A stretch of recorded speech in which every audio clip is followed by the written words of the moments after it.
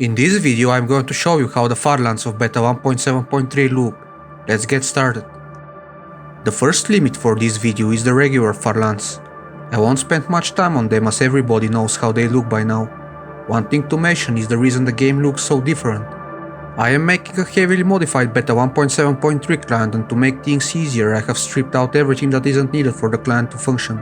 That's why the grass blocks are grey and there is no water, but the terrain generation is untouched. I've decided to show all these limits before fixing all of this and making the client use 64-bit values.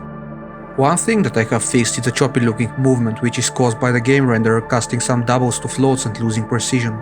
Let's move on to the other limit at 32 million blocks. As I've said in my 1.7.10 world limit video, this limit is artificial. The only thing that breaks here is lighting. I had to disable it, otherwise the game gets stuck in a loop. There isn't much else happening at this point. Let's move on to the 32-bit integer limit. Here I had to fix some arrays, otherwise the game will crash due to them going into the negatives, and you can't have a negative array index. Here's a quick example on how this looks in unmodded beta 1.7.3 with the rendering bug intact.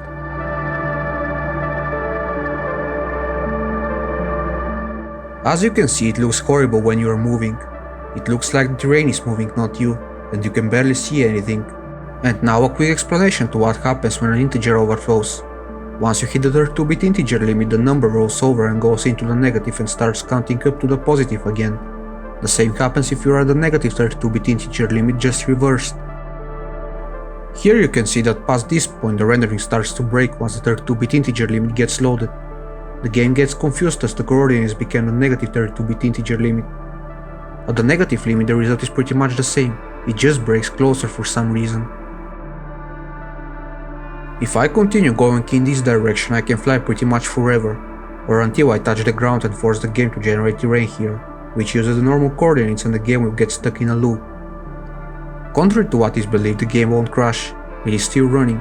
It may look frozen, but that is due to the old client using only one thread, which is stuck in a loop, so it will never get to the rendering part and update the window and camera, as it is stuck running in loops generating terrain that is counting to the 32-bit integer limit from the negative 32-bit integer limit due to the overflow. And it will be doing this for every block, so thousands of times to generate terrain around the player, and I doubt it will ever be able to finish. Also, there is a high chance that somewhere an array will become negative again and crash the game. Here's how the 32-bit integer limit looks with normal terrain. It is pretty much the same, and once the 32-bit integer limit gets loaded the renderer breaks. And with the 32-bit integer limits out of the way I can move on to making my client use 64-bit values for everything. So I will be able to show all the 64-bit limits, as most of the game is using doubles not integers, so these limits will be pretty interesting to see. And that is all for this video. Thanks for watching, and if you enjoyed it leave a like and subscribe for more content. I hope I will see you again next time.